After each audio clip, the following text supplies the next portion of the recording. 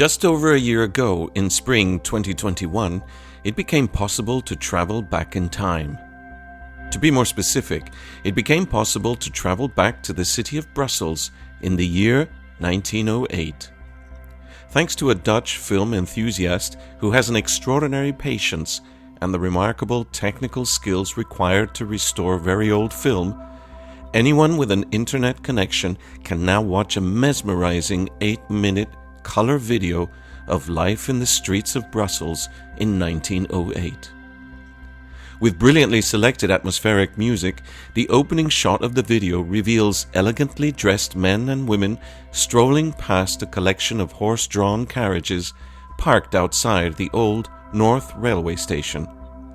A boy in working clothes nonchalantly makes his way to work, or perhaps back home, while another boy wearing an official-looking uniform stares at the camera.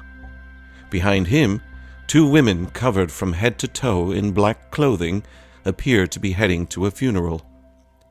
Not a single one of the dozens of people in the scene have their head uncovered. All are wearing some sort of hat or cap. The video moves on to a scene shot from a tram, showing a busy street with other trams, cyclists, and pedestrians. It moves on to the Schuman roundabout, hardly recognizable from the Schuman we know today, where the headquarters of major EU institutions are located. As the scenes go by, the viewer becomes more and more immersed in the year 1908. Who were those people? What were their aspirations? What were they worried about?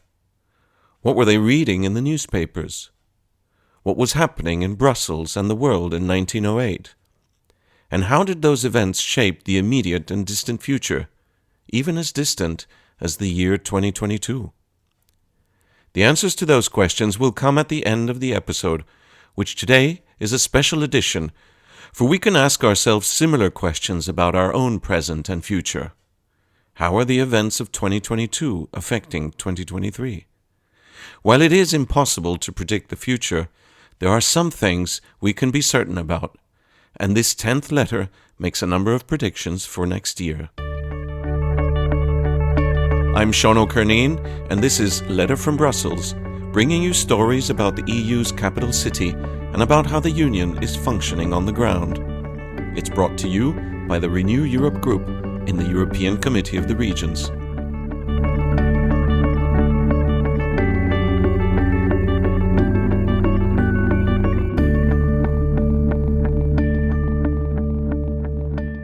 In the past few days, the European Parliament and the EU itself have been shaken to the core as a result of a scandal that must be addressed. On the 1st of December this year, 2022, the member of the European Parliament, Eva Kaili, walked into the meeting room of the Parliament's Civil Liberties Committee and sat at the back. According to a report in the Euractiv News website, she proceeded to take part in a vote to decide whether citizens of Qatar should need a visa to enter the European Union. As Euractiv goes on to explain, this was highly irregular, because Kaili was not a member of that committee, and her involvement resulted in more votes than members of the committee. Some members of her own S&D political group reportedly started an internal investigation and lodged a complaint against her. The leader of her group summoned her to explain her actions. According to Euractiv, this meeting never took place because in the meantime Eva Kaili was arrested by Belgian police on suspicion of accepting bribes and of money laundering. The political news site reported that police found 150,000 euros in cash in the apartment she shared with her partner. Eva Kaili was no ordinary member of the European Parliament. She was one of its vice presidents, and as the Parliament's spokesperson, Jaume Duch, wrote in the Spanish newspaper El Mundo, these days have triggered a variety of emotions. The first, incredulity that something like this could be happening.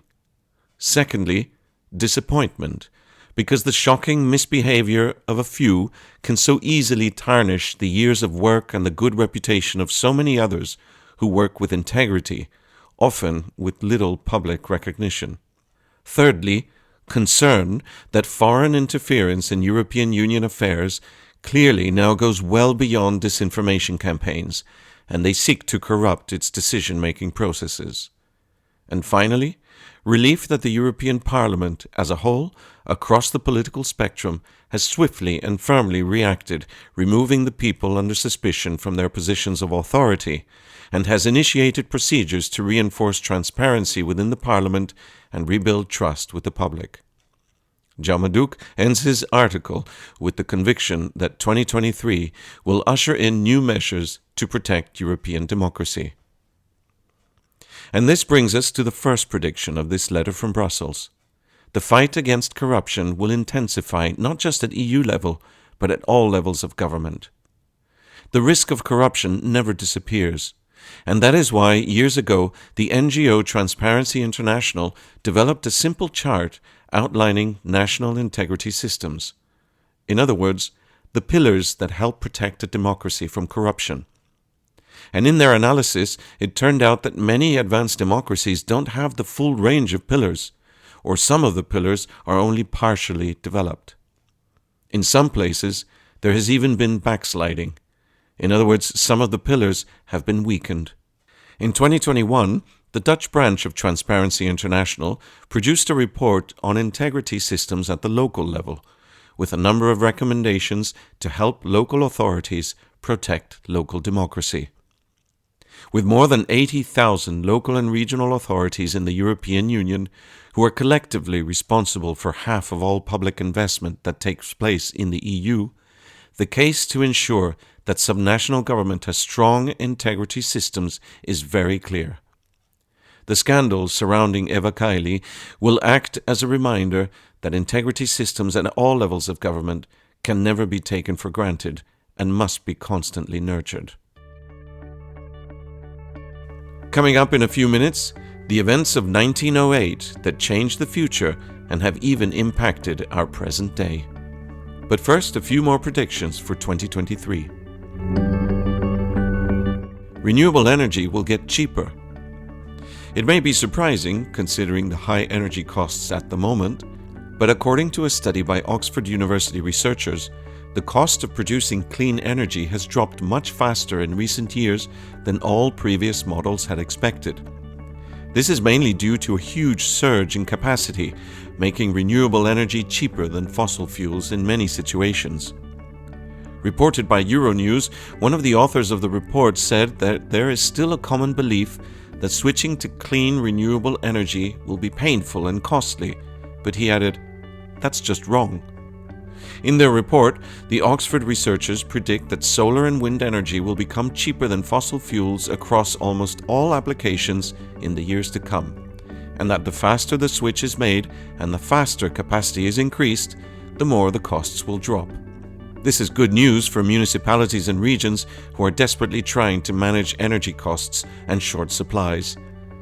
The demand for renewable energy and for citizens to be a part of the production of clean energy will without a doubt continue to increase in 2023. You will hear more about a principle called "Do No Harm to Cohesion." The EU's cohesion policy aims to ensure that citizens can enjoy a similar standard of living regardless of where they live in the Union. While there had been considerable progress in recent years in many regions, the COVID pandemic, Russia's invasion of Ukraine, and the demographic change within many member states have created or worsened disparities between regions of the EU. Some are lagging far behind in providing high-speed access to the internet. Others are struggling to switch to a decarbonized economy, and other regions are economically stagnant. The Do No Harm principle aims to ensure that all EU policies are taken considering whether they might help to reduce or aggravate further these regional disparities. Our Vice President, Michiel Rijsberman, Regional Minister of the Dutch Flevoland province, will be drafting the Committee of the Regions report. The Renew Europe group in the COR has recently approved an action plan to implement at subnational level the so-called Simone Veil Pact for Gender Equality, named after the first female president of the European Parliament. In 2023, Renew Europe COR will be taking action to bring to the subnational level its 5 principles: sexual and reproductive rights, family life, combating violence against women, equality at work, and political representation.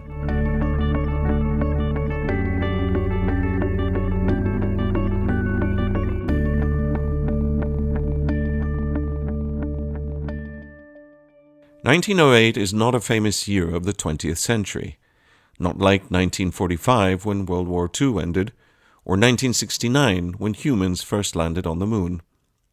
But watching the video of life in the streets of Brussels in 1908, a lot was happening. Some of it was known by those people recorded as they went about their daily lives. Some of it was unknown to them, but is known to us.